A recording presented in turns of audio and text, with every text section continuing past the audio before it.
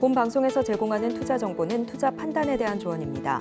방송에서 제공하는 주식의 가치, 가격 상승 및 하락에 대해서는 방송사에서 보장하지 않습니다.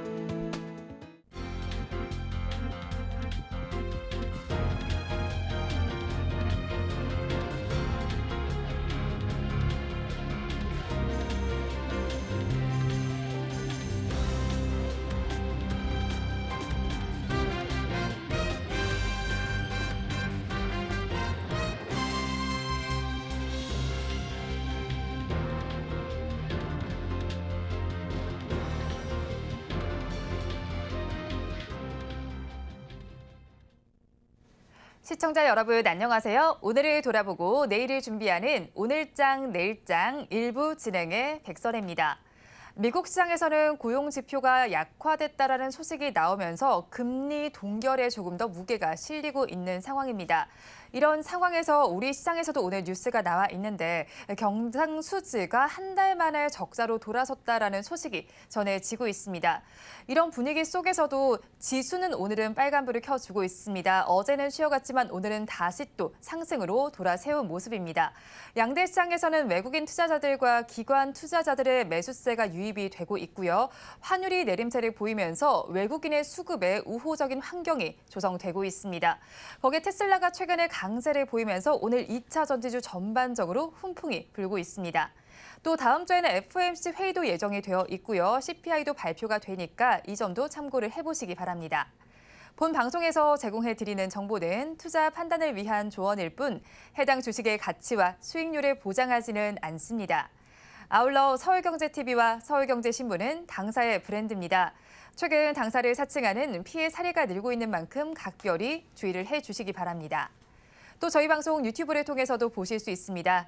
유튜브 검색창에 서울경제TV라고 검색하시면 저희 방송과 함께 하실 수 있으니까요.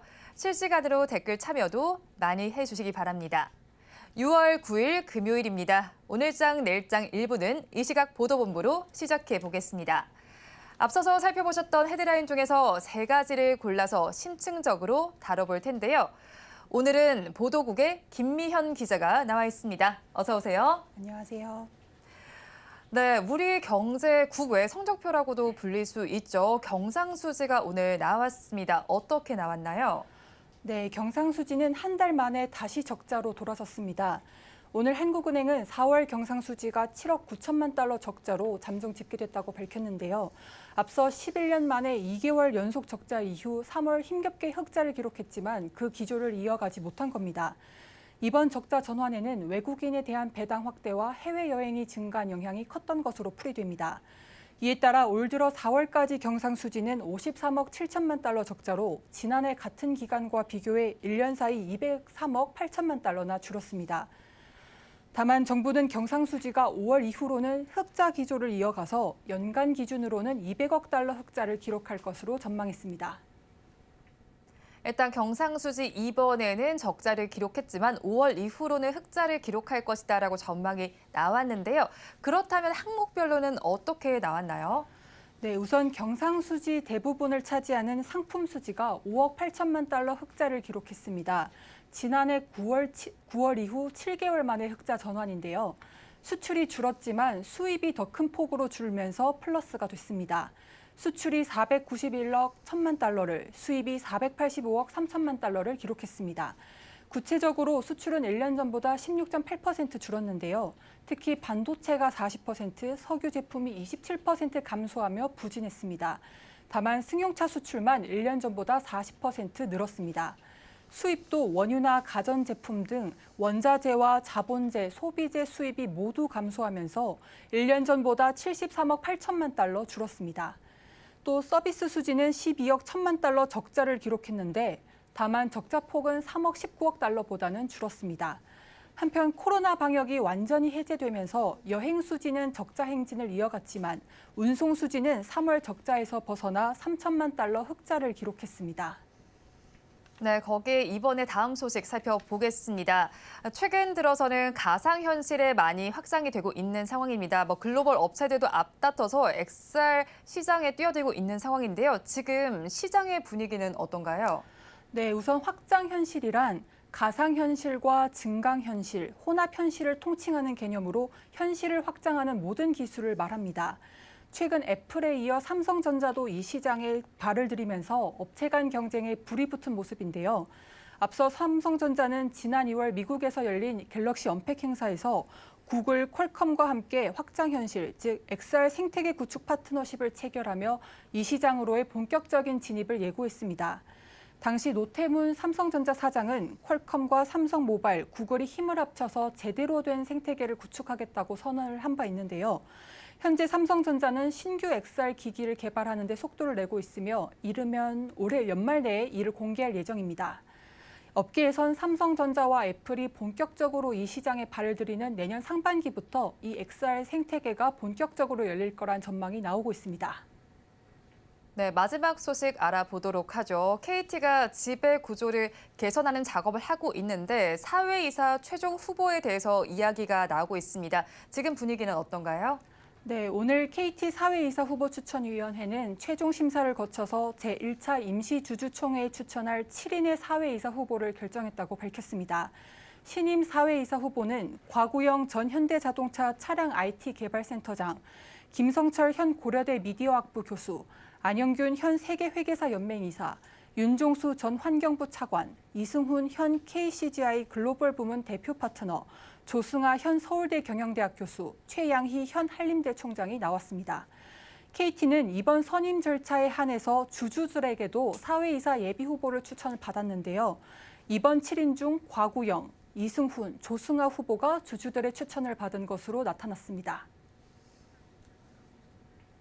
현재 대표이사도 공석인 상태잖아요. 그렇다면 지금 정관을 개정하면서 후보의 자격도 확대가 되고 있다고요? 네, 맞습니다. KT는 이번 정관 개정안에서 기존 대표이사에 포함됐던 정보통신 전문성을 삭제했습니다. 회사 측은 이에 대해서 정보통신 분야 전문성이 빠진 게 아니라 자격 요건이 산업 전반 전문성으로 확대됐다고 설명했습니다. 통신뿐만 아니라 금융, 미디어, 부동산 등 산업 전반의 이해와 유관 경험이 필요해서란 게 KT 측의 설명인데요.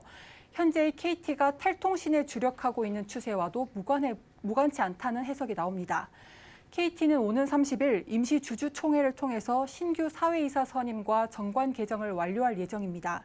또 신임 사회이사로 구성되는 이사회가 중심이 돼서 신규 대표이사 선임 절차를 추진할 계획입니다. 네, 오늘 이 시각 보도본부에서는 경상수지 이야기부터 KT의 사회이사 후보 이야기까지 전해드렸습니다. 지금까지 김미형 기자와 함께했습니다. 오늘 말씀 고맙습니다. 이 시각 주목할 만한 공시를 전해드리는 시간입니다. 스피드 뉴스엔 공시 김혜영 캐스터가 준비하고 있습니다.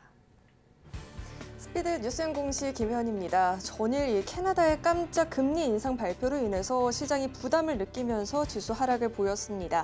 다만 간밤 미국에서 발표된 이 미 고용 지표가 부진한 것으로 확인이 되면서 전일 미증시에서 기술주를 중심으로 한 강세 흐름이 나타났고요.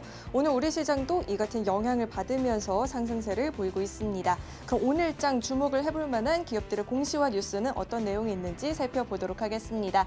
네, 우선 첫 번째로 버키 스튜디오부터 살펴보도록 하겠습니다.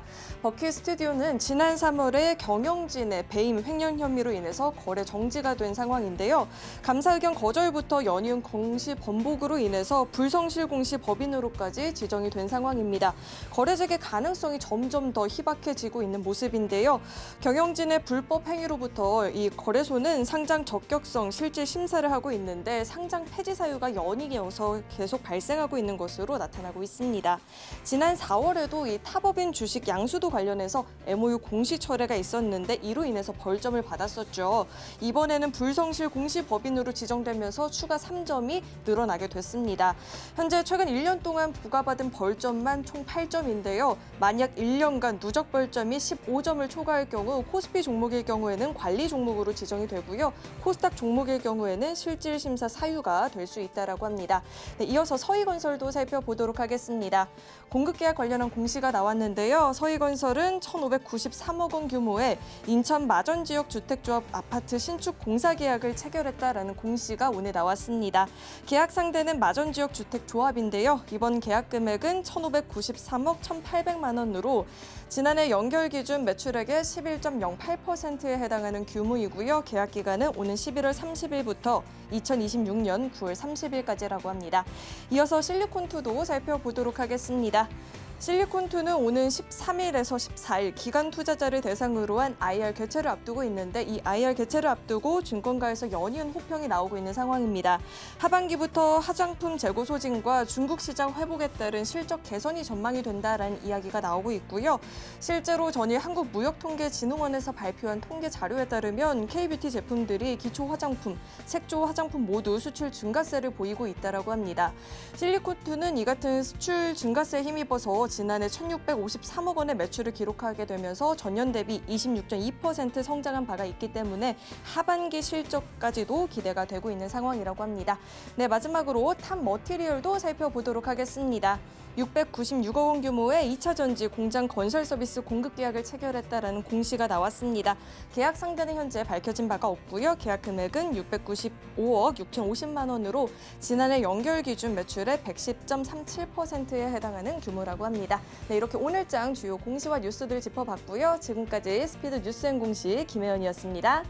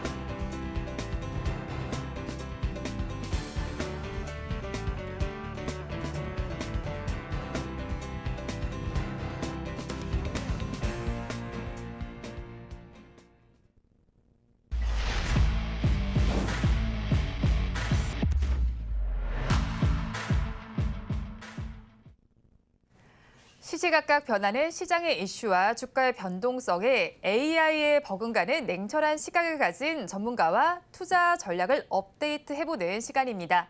AI 상담소 시간, 오늘은 헤르메스 스탁의 김시은 팀장님과 함께합니다. 어서 오세요. 네, 안녕하세요. 네, 오늘 이슈가 된 내용부터 화면을 통해서 살펴보도록 하겠습니다. 어제 코스닥 시장에 입성한 마녀공장이 41,600원에 장을 마쳤습니다. IPO 시장 마지막 따상의 주인공이 된 건데요. 오는 26일부터는 상장일 가격 변동 범위가 넓어지면서 사실상 따상은 사라집니다. 상장 첫날 가격 변동 폭이 시초가 기준 90에서 200%에서 공모가 기준 60에서 400%로 확대되는 건데요. 이는 하반기 IPO 시장의 가장 큰 변수로 꼽힙니다. 자세한 내용 짚어보겠습니다. 어제 시장에 상장했던 마녀공장 이슈를 좀 봐야 할 것 같습니다. 어제 거래일을 살펴보니까 따상에 성공을 하긴 했습니다. 그런데 이렇게 시장에 입성한 이후에 크게 올랐다가 또 주가가 빠지는 경우도 있잖아요. 그렇다면 마녀공장 이 기업의 체력을 한번 살펴봤을 때 이 실적과 비교했을 때 앞으로 이 종목은 저희가 어떻게 바라보면 좋을까요? 일단 마녀 공장이 상장 전부터 기대주였습니다. 네. 워낙 좀 핫한 종목이었다 보니까 좀 타상이라든지 굉장히 성공적으로 마무리가 됐는데 네, 팀장님도 물론- 혹시 제품 쓰시나요? 네, 좋습니다. 네, 저도 한번 써봤거든요. 네, 오일이랑 앰플 집에 있는데 네. 네, 제품력이라든지 이런 부분 굉장히 좋습니다. 특히 화장품 쪽에서 좀 중요하게 봐야 되는 점이 중국 매출 비중이 적다는 점. 사실 지금 화장품주들을 보면은 CNC 인터내셔널이라든지 아이패밀리 SC 같은 종목군들 보면은 계속해서 주가의 우상향 추세가 나오고 있어요. 그 종목군들의 공통점이 일본 쪽의 매출 비중이 굉장히 높고 중국 쪽의 매출 비중이 적다. 이 점인데 마녀공장도 마찬가지입니다. 해외 매출 비중이 55%인데 그중에서 일본 쪽 매출이 약 75%. 중국 같은 경우는 10% 정도 내외이다 보니까 관련했을 때 앞으로 성장할 수 있는 모멘텀 자체는 굉장히 차고 넘친다라고 보시면 좋을 것 같아요. 그거에 따라서 마녀공장에 대한 기대감도 먼저 반영되면서 오늘 같은 경우도 보면은 20% 넘게 네. 급등하면서 약 60% 넘게 상승했다 보니까 사실상 기대감은 계속해서 모아갈 수밖에 없는 그런 상황인데 저는 사실 신규 상장주 같은 경우에는 조금 주의하실 필요가 있다는 점. 아무래도 이 기업 같은 경우에는 유통 물량 주식 수가 적습니다. 네. 약 11% 정도 되다 보니까 굉장히 변동성이 좀 높다라고 보시면 좋을 것 같고요. 그거에 따라서 변동성이 굉장히 많이 나오다 보니까 사실상 좀 저가에 잡으신 분들 같은 경우에는 단기 차익 매물이 나올 가능성도 있다 보니까 사실상 이런 부분들을 조금 고려를 해본다면 좀 단기 매물에 대한 고민을 좀 해볼 필요가 있다라고 보고 있어요. 특히 신규 상장주 같은 경우에는 계속해서 체크해 봐야 할 점이 보호매수 물량입니다. 그렇죠. 예. 보통 6개월 정도라고 보시면 좋을 것 같은데 대주주라고 할 수 있는 LNP 코스메틱이 마녀공장의 지분 66% 정도를 보유를 하고 있는데 매각 제한 상장일이 약 6개월 정도이다 보니까 이 점 한번 체크해 보시면 좋을 것 같고 기관 쪽에서도 의무보호가 1개월 같은 경우는 27% 그리고 3개월은 33%가 예정돼 있다 보니까 사실상 이런 부분을 조금 고려를 해봤을 때 당장 단기간의 차익을 얻기 위해서 들어가기보다는 네. 조금 시간을 두시고 타점을 잡아보시는 게 더 좋지 않을까 이렇게 보고 있습니다. 네, 마녀공장 어제 코스닥 시장에 화려하게 입성을 했습니다. 중국의 의존도가 낮은 점은 긍정적이지만 보호 예수 물량에 대한 주의가 필요해 보입니다. 그렇다면 6월에 상장했던 새네 개 주의 성적표도 좀 점검을 해보면 좋겠습니다. 진영의 경우에는 플라스틱 제조 업체인데 상장 첫날에 따상에 성공을 했고요. 사실 여기서 또 보이는 바로 위에 있는 나라셀라 같은 경우는 와인 업계 중에선 최초로도 상장했다라는 점에 의미가 있지만 초반엔 좋지 않다가 5거래일 만에 지금 또 상한가를 기록하기도 합니다. 그렇다면 진영과 나라셀라의 추가 상승 가능성이 있을까요?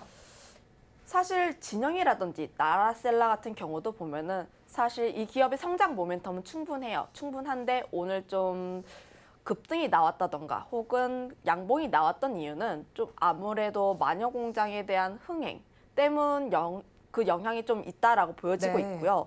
사실 앞서 설명했다시피 마녀공장과 좀 비슷합니다. 상장한 지 얼마 안 된 종목군들이다 보니까 조금 주의하실 필요가 있다는 점 한번 체크해 보시면 좋을 것 같고 특히 이 기업 같은 경우도 보면은 유통 주식 수가 굉장히 적은 편이에요. 네. 진영 같은 경우에는 좀 대주주가 61%를 보유하고 있다 보니까 관련했을 때 주식 수도 굉장히 적고 나라셀라 같은 경우에도 상장 후에 유통 가능 물량이 26% 정도 되다 보니까 변동성에 대한 점은 굉장히 긍정적이지만 지금 짚어준 종목들이 다 좀 유통 주식 수 자체가 굉장히 적네요. 적은 네. 편이에요. 굉장히 적은 편이다 보니까 사실상 변동성이 굉장히 크게 나올 수 있다는 점.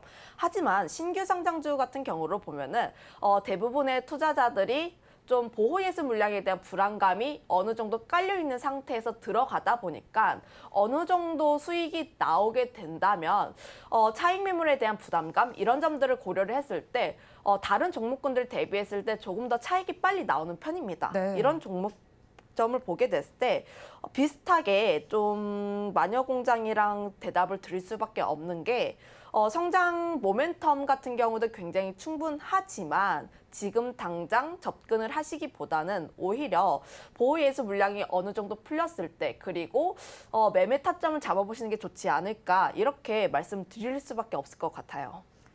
네, 지금 IPO로 들어왔던 종목들의 경우에는 보호예수 물량이 어느 정도 소화된 이후에 접근을 해보시다라고 말씀을 해주셨고요. 그리고 또 이제 하반기 IPO 시장의 가장 큰 이슈로 꼽히는 건 바로 따상이 사라진다라는 이야기입니다. 지금 변동폭이 사실 지금은 보면요. 시초가를 기준으로 해서 90에서 200%까지 올라갈 수 있었지만 달라지게 된다면 지금 공모가를 기준으로 60에서 400%까지 올라갈 수 있게 26일부터 바뀌게 되잖아요. 그렇다면 이런 부분들이 하반기 시장에는 어떤 영향을 미치게 될까요? 기업 입장에서 봤을 때 좀 보수적으로 접근하는 기업들이 많을 것 같다는 생각을 하고 있어요. 네. 아무래도 26일 이후부터 IPO 가격 제도가 변경을 하는데 기존에는 개장 전 30분 동안 공모가의 약 90%에서 200% 내외에서 호가가 접수해서 그날 시가를 좀 적용을 한 다음에 그리고 가격 제한폭도 플러스 마이너스 30%였다면 26일 이후부터는 공모가의 60%에서 400% 정도 그러니까 400%로 보면은 약 3배가 되다 보니까 사실상 변동성이 굉장히 확대가 될 수 있다라고 보시면 좋을 것 같아요. 변동성이 확대가 된다는 점은 단기 트레이딩 하시는 분들께는 좋아하실 수 있는 점이지만 네. 반대로 생각을 해보면 변동성이 크다는 거는 오히려 좀 위험할 수 있다. 그러니까 굉장히 빨리 급등을 했지만 그만큼 차익 매물도 빨리 나올 수 있다 보니까 이런 부분들을 조금 고려를 해본다면 아무래도 보수적으로 접근하는 기업들이 좀 더 많아지지 않을까라고 생각을 하고 있고요. 이런 점들을 보게 돼서 조금은 유의를 하실 필요가 있다는 점 한번 말씀드려보도록 하겠습니다. 그렇죠. 뭐 위로도 올라갈 수 있지만 아래로도 내려갈 수 있는 폭이 넓어지는 거니까 그럴 것 같은데 그럼 어떤 종목들이 바로 이후에 상장하게 되는지 간단하게 좀 짚어주실까요? 지금 같은 경우도 보면은 하반기 쪽에 IPO에 대한 기대감이 어느 정도 있는 편이에요. 상장 예정인 부분을 보게 됐을 때 CQ젠 네. 같은 경우에는 6월 29일 그리고 알맥 같은 경우에는 6월 30일 정도 되어 있는데 사실 이런 종목군들도 굉장히 좋긴 하지만 네.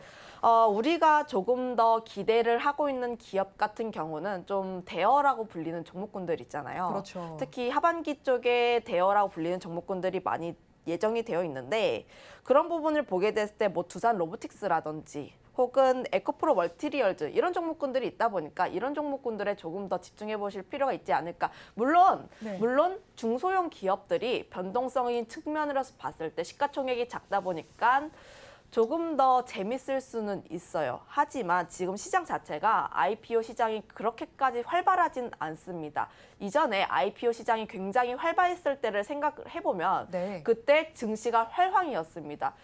특히 2021년 코로나 이후에 찾아온 그런 주식시장의 화랑이었다 보니까 IPO 시장도 굉장히 뜨거웠었는데 지금 최근 시장을 보면은 주식시장 자체가 변동성이 굉장히 짙다 보니까 개인 투자자분들의 투자 심리도 그렇게까지 좋지만은 않아요. 특히 네. 개인 투자자분들이 많이 참여를 했었던 때가 1월부터 4월. 올해 같은 경우는 그런데 그때는 2차 전지 섹터가 주도를 했었죠. 그렇죠. 네. 하지만 지금 시장은 2차 전지 섹터가 좀 부진하면서 거래대금 자체가 줄어들고 거래대금 자체가 줄어드니까 지금 박스권은 아니고 좀 변동성이 좀 심한 장세에서 종목별 장세가 조금 더 이어지고 있다는 점에서 아직까지 IPO 시장이 조금 더 화랑을 띠기에는 부족하다라고 보고 있고요. 그거에 따라서 아직까지는 중소형 상장주 같은 경우는 이전만큼의 화랑을 띠기는 조금 어렵지 않을까 이렇게 조심스럽게 예측하고 있습니다. 네, 그런데 사실 또 상반기 시장을 돌아보면 중소형주 중에서도 따상을 기록했던 종목들도 있었잖아요. 뭐 꿈비나 뭐 미래반도체 같은 경우에 오름세를 보이기도 했는데 이런 종목들 사이에서 옥석 가리기는 저희가 어떻게 해나가면 좋을까요? 아무래도 결국 기업의 성장성이 조금 더 중요하지 않을까. 매출이라든지 영업이익이라든지 이런 향후 시장에서의 전망세가 가장 중요하다라고 보시면 좋을 것 같고, 특히 그런 점들이 조금 더 부각이 된다면 공모 시장에서 굉장히 크게 부각이 받다 보니까 이런 점들이 좀 영향을 받고 있는 것 같아요. 그래서 옥석 가리기를 하게 된다면 그 점에서 펀더멘털이 굉장히 튼튼한 기업들 위주로 좀 접근을 해보시면 좋을 것 같고, 그중에서 조금 단기적인 차익을 노리고 싶다 하시는 분들 같은 경우에는 유통 주식 수를 좀 체크해 보실 필요가 있다는 점. 아무래도 마녀공장이라든지 이런 점들을 보게 됐을 때 네. 유통 물량 주식 수가 굉장히 적다 보니까 그 점에 따라서 좀 변동성이 굉장히 크게 나오다 보니까 이런 점들 같은 경우는 좀 흥행이라든지 이런 부분에 대해서 중요한 요소로 작용하다 보니까 이런 점을 한번 체크해 보시면 좋을 것 같아요. 네, 새로 지금 증시에 입성하는 종목들이 있죠. 그런 종목들의 경우에는 유통 주식수를 꼭 확인해 보시고 기업의 펀더멘트도 체크를 해 보시면 좋겠습니다. 그럼 저희 또 하반기 시장을 바라봐야 할 것 같아요. 하반기엔 지금 사실 살펴보면요. 대여급으로 불리는 종목들이 상장이 예정이 되어 있죠. 그런데 코스피 시장을 살펴보면 지난해 12월 이후로는 IPO 시장에 참여했던 기업이 없었던 것 같습니다. 그렇다면 이렇게 대여급 종목들 중에서 저희는 어떤 종목에 조금 더 눈여겨보고 살펴보면 좋을까요? 제가 지금 눈여겨보고 있는 기업은 에코프로 머티리얼즈랑 두산 로보틱스입니다. 네. 특히 이 두 기업 같은 경우에는 지난 상반기 내에서도 언급이 굉장히 자주 나왔던 그렇죠. 그런 네. 종목이에요. 특히 섹터 같은 경우도 보면은 2차 전지와 로봇 쪽이라고 보시면 좋을 것 같은데 2차 전지 쪽에서도 계속적으로 이야기가 나오고 있고, 특히 2차 전지 섹터 같은 경우에 좀 놀랍다라고 할 정도로 최근 들어서 다시 한번 올라오고 있는 모습을 보여주고 있잖아요. 사실 2차 전지 섹터도 1월부터 4월까지 엄청난 상승세를 보였다 보니까 사실 좀 기간 조정은 있지만 조금 더 기다릴 필요가 있지 않을까라고 생각을 했지만 에코프로 굉장히 잘 올라갔습니다. 네. 굉장히 대단하다라고 볼 수밖에 없는데 그만큼 투자자분들이 2차 전지 섹터 내에서의 실적과 앞으로의 성장성을 믿고 있다 이렇게 판단을 하고 있고요. 그거에 따라서 에코프로의 자회사라고 할 수 있는 에코프로 머티리얼즈의 상장도 굉장히 기대가 된다라고 보시면 좋을 것 같은데 이 기업 같은 경우에 전구체를 생산하는 기업이고 네. 특히 우리나라 셀부터 시작을 해서 좀 봤을 때 전구체의 중국 의존도가 네. 90%가 넘습니다. 너무 높네요. 네, 굉장히 높은데 최근 들어서 우리가 IRA라든지 이런 부분에서 수혜를 얻기 위해선 계속적으로 탈중국화를 진행해야 하다 보니까 이런 점들은 필수적으로 진행할 수밖에 없고, 그거에 따라서 에코프로 머티리얼즈 같은 경우에는 생산 공정을 계속적으로 공장을 증설하고 있는 모습 보여주고 있다 보니까 앞으로의 성장세에도 굉장히 기대가 된다라고 보시면 좋을 것 같아요. 특히 물론 2차 전지 관련했을 때 에코프로가 대장주고 에코프로에서는 좀 개별적인 악재가 있긴 합니다. 네. 회장과 관련했을 때 악재가 있다 보니까 사실상 이런 점들은 조금 체크해 볼 만한 요소이지만 상장을 했을 때 그 점에 대해서 좀 기대해 볼 만한 요소가 굉장히 많다 보니까 이 종목은 계속 체크를 해보시면 좋을 것 같고요. 그리고 두산 로보틱스에 대해서도 좀 말씀드려보고 싶은데 두산 로보틱스도 그동안 로봇 섹터가 굉장히 강세였을 때 많이 언급되었던 종목군이 네. 뭐 뉴로메카라든지 레인보우 로보틱스라든지 혹은 두산이었습니다. 네. 두산이 레인보우 로보틱스의 지분을 굉장히 많이 가지고 있다 보니까 그 점이 좀 반영이 되었다라고 보시면 좋을 것 같은데, 특히 레인보우 로보틱스의 지금 시총이 거의 2조 가까이 되고 있는데 사실상 매출로만 따지게 됐을 때 레인보우 로보틱스보다 두산 로보틱스의 매출이 약 3배 정도 차이가 나다 보니까 네. 이런 점들을 고려를 해본다면 지금 두산이 가지고 있는 시총이 굉장히 저평가되었다라고 보시면 좋을 것 같아요.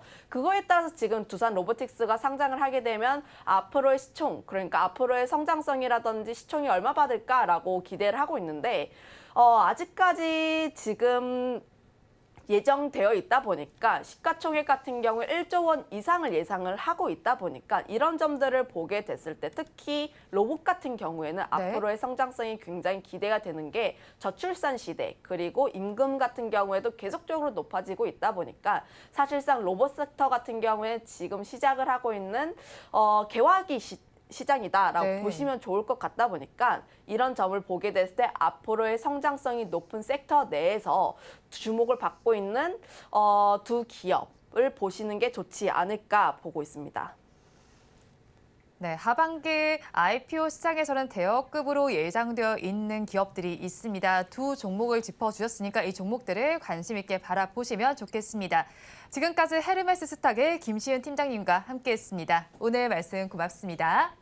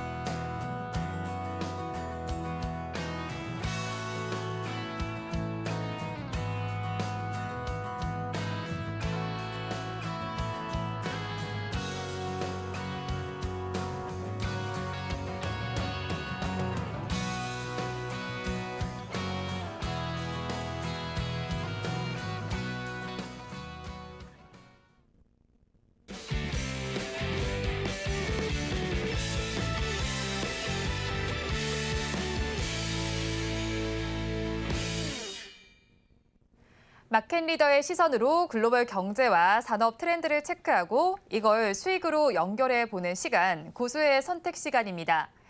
오늘 이 시간은 배종찬 소장님의 시각으로 통통하게 채워보도록 하겠습니다. 소장님 안녕하세요. 안녕하십니까. 네, 그러면 소장님과 이야기 나눠볼 주제 화면을 통해서 살펴보겠습니다. 오늘의 주제입니다. 일본 내에서도 오염수 방류 반대 움직임이 있지만 지금 7월 초순에는 방류를 할 것으로 보이고 있습니다. 그렇다면 수산물에는 어떤 파동이 나타날지 살펴봐야 할 것 같은데요. 네. 일단은 이런 여론들 속에서도 사실 지금 일본이 후쿠시마 오염수를 방류하겠다라는 일정을 밝혔죠. 그렇죠. 구체적인 일정이 좀 어떻게 되는지 먼저 저희가 살펴봐야 할 것 같은데요. 네.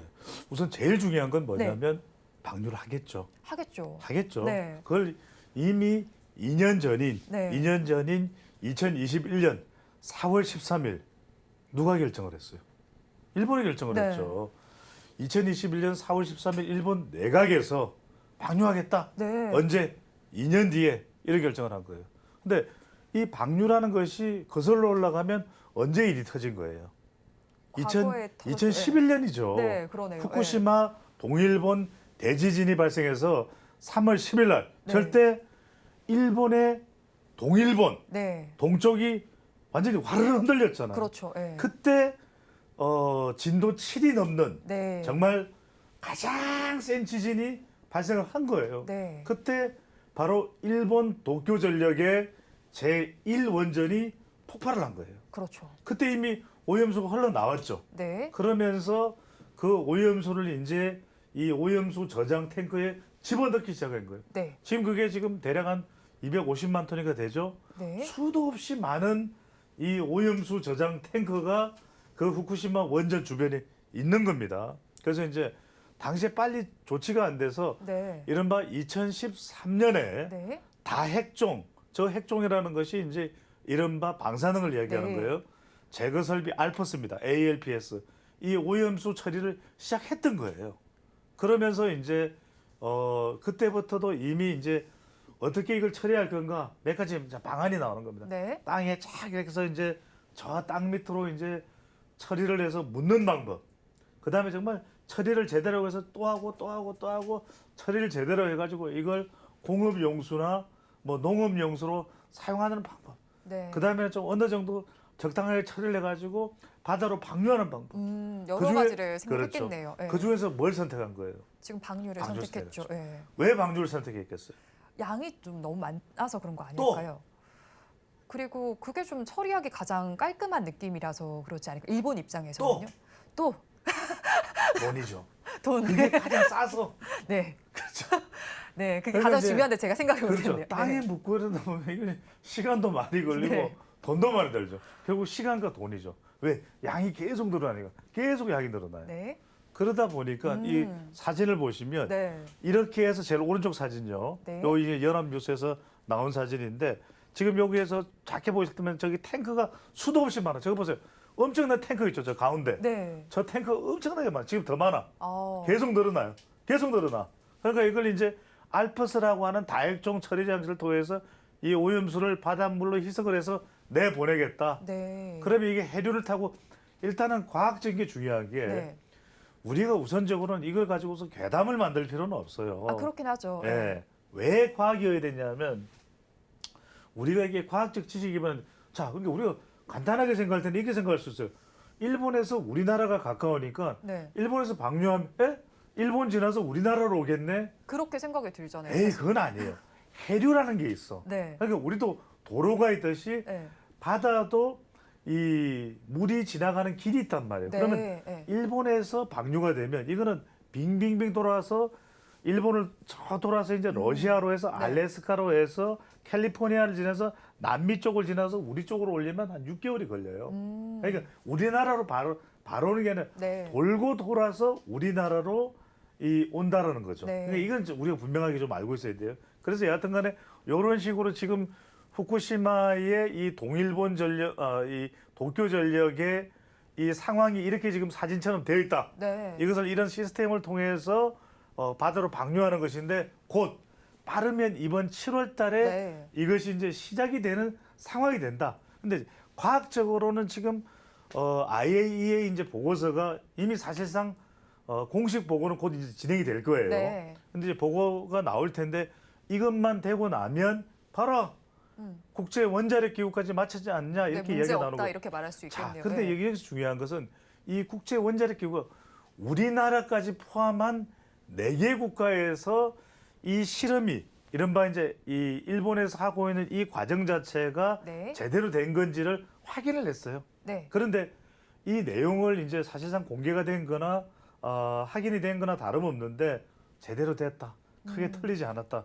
지금 이렇게 확인이 되고 있는데 네. 우리나라 내부에서도 이게 지금 반발이 있는 것이고 네. 일본 내에서도 반발이 사실 있는 거죠. 이게 안전한 거냐? 그렇죠. 뭐 세슘 우럭 발견됐다는 소식도 그렇죠. 나오잖아요. 네. 이 보도가 됐죠, 그죠? 네. 세슘이 발견됐다는 이야기도 나오고 우리가 이야기하는 삼중수소라는 것도 있거든요. 네. 이 삼중수소가 인체에 누적되거나 물고기 속으로 들어가면 그 물고기를 먹게 되는 일본도 굉장히 회 섭취량이 많죠. 날 생선을 네. 먹는 거예요. 우리도 먹고 있고. 네. 그러면 이게 큰 문제가 되는 거 아니냐라는 지금 반발이 제기가 되고 있는 것이죠. 네, 그렇다면 이렇게 일본의 오염수 방류 계획이 초읽기에 지금 들어간 상황이잖아요. 그렇게 되면서 뭐 수산 관련주도 오름세를 보이기도 했고 육계 관련주도 오름세 보였는데 뭐 소금 관련주에도 영향이 미쳐졌잖아요. 특히나 또 소금 가격을 살펴보면요. 지금 최근 들어서 많이 오른 것으로 나타나고 있습니다. 뭐 4월 초에 비해서는 뭐 20% 넘게 오름세가 나타나고 있는데 뒤쪽을 좀 살펴보시면 그렇죠. 지금 현재 가격을 살펴보면 18,000원까지도 올라가고 있는 상황이에요. 이런 상황 속에서 저희가 관련된 종목들 지금 바로 또 바라봐야 될지 아니면 변동성이 어떻게 나타날지도 살펴봐야 될 것 같은데 그렇죠. 어떻게 보시나요? 이게 어떻게 보면 네. 세 글자로만 이야기해서는 호들갑을 떠는 거예요. 아, 저희 지금 너무 그렇죠. 급하게. 네. 그런데 네. 그 사람들 탓할 수가 없는 거죠. 왜? 네. 불안하죠. 저도 솔직히 불안해요. 왜 사장님. 불안하지 않겠어요? 당장 지금 횟집에 가는 사람들이 네. 회를 보면서 얘가 어디서 오, 잡혔나? 정말 이게 아름다운 해야 네. 이러면서도 젓가락이 가기 전에 갑자기 머릿속에는 후쿠시마가 후쿠시마. 떠오를 거예요. 그러니까 지금 이 소금 같은 경우에는 더군다나 바닷물을 졸이는 네, 과정이잖아요. 증류해서 나오는 염전이라는 거죠. 것이죠. 네. 그 말, 정류군요. 그래서 이제 정류를 하게 되는데 그러면은 이 더 불안하죠, 마음이. 네. 왜냐하면 농축되고 그렇죠. 응축된다는 네. 생각이 드는 거니까 일종의. 그럼 뭐 그것도 다 안 그렇죠. 좋은 것도 다 능축되고. 그러면은 그건 이제 삼중수소라든지 세슘이라든지 여러 가지 이 방사능과 관련된 그런 물질 자체가 많을 거다라고 우리 상식적으로 판단하겠죠. 네. 그러다 보니까 그래 빨리 오염되기 전에 더 사들이자.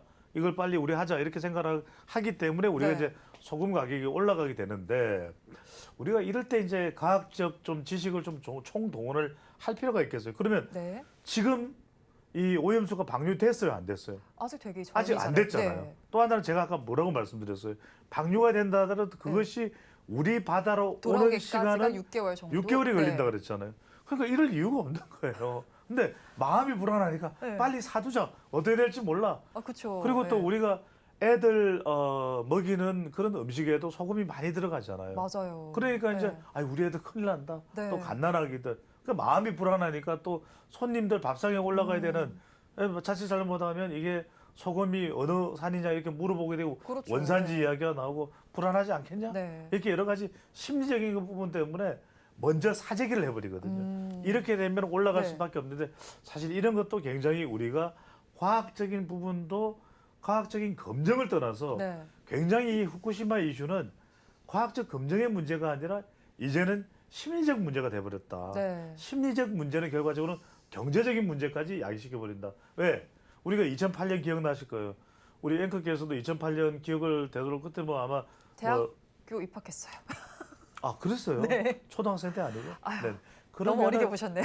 그러면 이제 그때 우리가 상황들을 보면은 마치 미국산 쇠고기라는 것이 아, 이걸 먹느냐 마느냐의 문제가 식품과학의 문제가 아니라 어느새 심리적 문제가 돼버리는 것이죠. 그게 전 진짜 많이 기억에 나는 게 사실 저희 학교가 거기에 많이 좀 크게 이슈가 됐어서 앞에서 막 학생회장님께서 솥탈 쓰고 춤추고 이러셨었거든요. 그렇군요. 네. 그러니까 그게 이제 심리적 문제라는 것이거든요. 네. 심리적 상황이 이제 초래돼 버리기 때문에 그런 상황이 초래돼 버리면 이제 더 이상 과학적 검증이라는 건 과학이 아닌 것이 돼 버립니다. 네. 그런 상황이 돼 버리면은 다 불안해질 수밖에 없고 수산물이라는 것이 마치 방사능과 동격화되고 그래서는 안 되는 거죠. 그래서 제가 뭔가를 하나 풀어드리려고 하는 것이 뭐냐면 그다음 우리 주요국의 삼중수소 이 내용을 한번 보시죠. 네. 무슨 말씀이냐? 자, 주요국의 삼중수소 배출량 현황을 보면 네. 후쿠시마 오염수 방류상에서 뭐 배출 제한 이 양 자체를 본다면 잘 보십시오. 이 삼중수소 배출량 캐나다 제일 많죠. 네. 미국, 중국, 네. 한국, 일본. 네. 오히려 중국이 더 많아. 그렇긴 그런데 하네요. 네. 이 말씀을 왜 드리냐? 중국에서 상당히 많은 원전이 우리와 바다를 접하고 있는 우리로 치면 황해죠. 네. 서해상에 있는 거예요. 네. 그러면은 우리 서해상에 염전이 많죠. 네. 우리 서해 염전이잖아요, 우리가. 그렇죠. 네. 그런데 그럼 우리 서해 염전 지금 안전할까? 중국에 상당히 많은 이 방류수가 나오고 있는데 네. 그렇잖아요. 지금 사실- 쉰배 달하는데 그러니까요. 사실 이것도 질문을 드리려고 했었는데 그러니까요. 지금 그렇다면 사실 이걸 왜 제가 먼저 네. 말씀드리냐면 이따가는 우리가 종목을 말씀드려야 되니까. 네. 근데 이 이야기는 무슨 말씀이냐면은 과학적 검증에 대해서 또 다른 네. 의견을 가지시는 분들도 계실 거예요. 그래서 음. 이런 걸 종합해서 네. 아 실제 과학적 내용은 이런 것인데 네. 이걸 토대로 그러면 우리는 어떤 판단을 해야 되고 어떤 대응을 해야 된다는 쪽으로 가야 우리가 어떤 경제적인 타격을 받지 않는 것인데 지금 뭐냐면 다들 심리적 불안했다는 거예요. 네. 그럼 회는 더 먹으면 안 되는 거야? 소금은 안 돼? 아, 중국이 이야기가 그런 데서 네. 그러면 이제 중국하고 있는 그 서해상에 염전이 있으니까 이제 소금은 마시면 안 돼? 그럼 히말라야산 소금만 먹어야 돼? 핑크 솔트만 먹어야 돼? 네. 이런 호들갑을 우리가 떨어서 이럴 때 좀 차분하게 해서 저는 네. 어떤 것은 가능한데 어떤 것은 가능하지 않다. 이 부분을 정말 과학적인 이 종합적인 토론을 통해서 나오는 의견과 네. 그것이 공식적인 내용을 통해서 확인된 정보에 통해서 우리 소비자들의 소비 기준이 돼야 되는 것이지 이걸 막 정말 어떤 판단조차 하기 힘든 그런 공해 같은 정보를 통해서 네. 의사결정이 내려져서는 안 된다는 말씀을 드리는 거죠. 그래서 우리 서울경제TV에서도 네. 많은 지금 경제 관련된 뉴스들을 통해서 종합된 정보를 드리고 있습니다. 이 판단을 통해서 여러분들이 의사결정을 해야 되는 부분이지 네. 자칫 잘못하면 주변에 혼란스러운 혼선 일변도가 되기 십상인 그런 어떤 가짜 정보일 수도 있는 것에 휩쓸려서 네. 자칫 잘못 그런 공포심에 짓눌려 있는 상황에 대해서는 안 된다는 말씀을 전달드리는 것이죠. 네, 과학적인 근거를 확실하게 체크를 하고 대응을 해보자라고 말씀을 해주셨는데 뭐 앞서서 이미 좀 짚어주셨으니까 중국 얘기 좀 해보도록 하겠습니다. 네, 홍콩 정부 역시도 일본 오염수 방류 즉시 이제 일본산 수산물 일부 수입을 중단하겠다라는 입장을 밝히기도 했는데 앞서서 저희가 본 것처럼 사실 뭐 일본보다도 중국에서 나왔던 그런 그렇죠. 오염수가 더 많았잖아요. 네, 그렇다면 이렇게 한중일 3국이 뭐 수출을 비롯해서 경제 협력 상황들이 좀 냉각기에 빠질 수도 있지는 않을까요? 그렇습니다. 이제 이제 제가 그런 말씀을 드렸었어요. 왜냐하면 이제는 경제만 볼 수가 없다. 네. 결과적으로는 이 모든 관계의 밑에 깔려 있는 것은 뭐냐면 결국 안보 또 그리고 기술, 네. 경제가 함께 가고 있다. 네. 중국과 일본 안 좋아요. 그러면 한국과 중국도 관계가 영향을 받을 수밖에 없고 계속해서 이것이 경제, 후쿠시마 이슈까지 연결되고 있다. 네. 그러면 중일 관계는 안 좋다. 그러면 한중 관계도 영향을 미칠 수밖에 없다. 그렇죠. 그래서 네. 투자자 입장에서 보면 당장은 아니더라도 좀 장기적으로 앞으로 2년, 3년 또는 4년, 5년 동안은 중국 비중을 조금씩 줄일 수밖에 없어요. 현실적으로. 네. 현실적으로. 아니 그래도 우리가 중국을 놓쳐서는 안 돼요. 그건 당위적이고 또 앞으로의 미래는 또 우리가 중국과의 관계를 완전히 끊을 수는 없습니다. 네. 하지만 당분간은 좀 단기적으로는 적어도 중국과의 관계가 어려울 수밖에 없을 것 같아요. 이런 여러 가지 복잡한 이슈들 때문에 네. 그런 상황들을 볼 수밖에 없을 거고 또 한편으로는 이런 이제 이 굉장히 민감한 환경 관련된 이슈, 후쿠시마 이슈도 그렇고 이런 부분들이 이제 굉장히 우리 주식 시장도 그렇고 경제 관련해서도 영향을 미칠 수밖에 없어서 환경 관련된 종목들이 좀 주목을 받을 수밖에 없을 것 그럴 같아요. 것 같아요. 수산물 관련주도 그렇고. 네. 그래서 이 수산물과 관련해서는 뭔가 좀 등락을 거듭할 수 있는 굉장히 불확실성과 불안정성이 커질 수밖에 없다. 네. 그래서 우리가 수산물 하면 대표 종목들이 있습니다. 뭐 동원도 있고 뭐 사조식푸드. 동원스들도 네. 사조가 굉장히 네. 이 시장에서는 지난 한 10여 년간 이름을 많이 올려놨어요. 네. 사조 땡땡 사조 땡땡 거의 수산물 관련 기업은 그렇게 생각합니다. 사조 형제들이다. 네. 이렇게 생각하시면 됩니다. 사조 대림, 사조 오양, 뭔 사조가 이렇게 많아. 네. 사조 동화원, 그다음에 사조 산업, 사조 시푸드. 네. 그러니까 이제 그렇기 때문에 사조가 이렇게 이 많은 이유는 제가 다음번에 설명드릴게요. 그러니까 이게 네.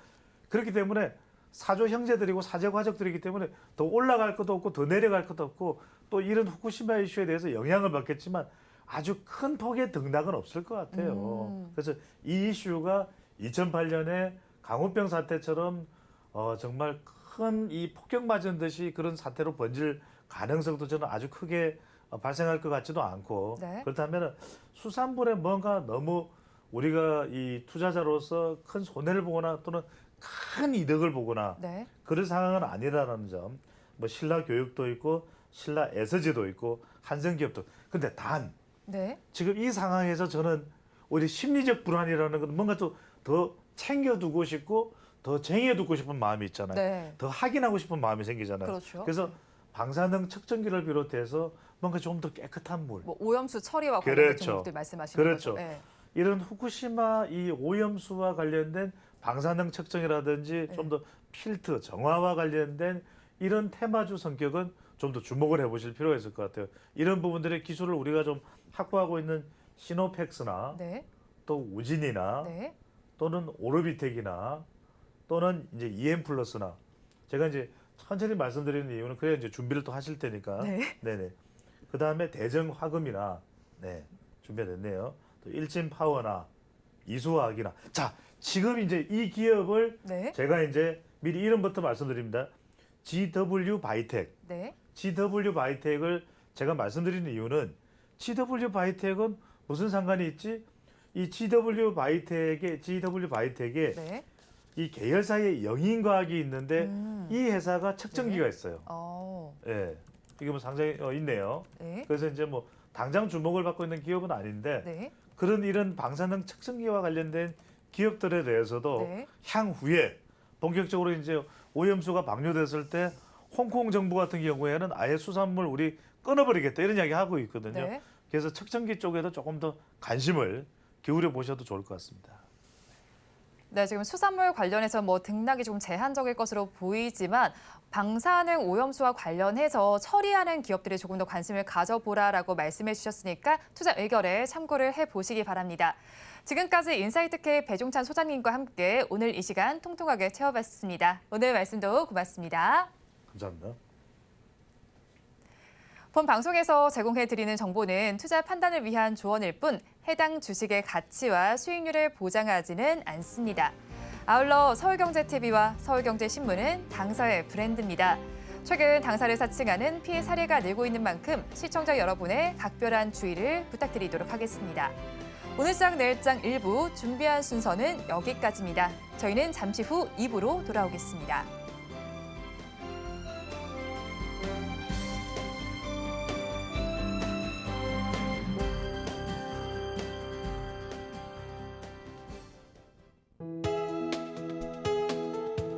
본 방송에서 제공하는 투자 정보는 투자 판단에 대한 조언입니다.